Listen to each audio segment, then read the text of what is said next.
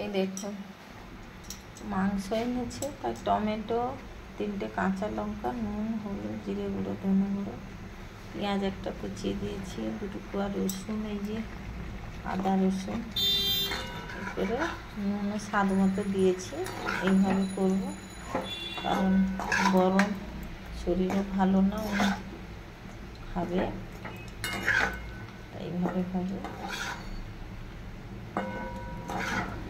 সেদিন যেমন তেল ছাড়া করেছিলাম আজকেও করছি। মাংসের তো চর্বি থাকে, তাতেই হয়। নুন দিয়ে দিয়েছি, ঢাকা দিয়ে দিচ্ছি।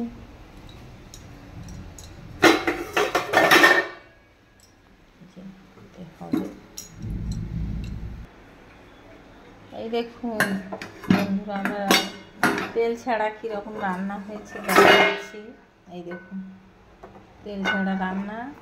এই যে টমেটো, জিরে গুঁড়ো, ধনে গুঁড়ো, 3টে কাঁচা লঙ্কা, হলুদ, নুন দিয়ে যে রান্না।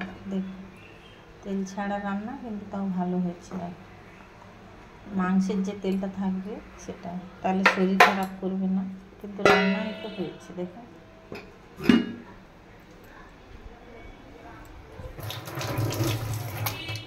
খেতে দারুণ হয়, দারুণ। হালকা রান্না তো।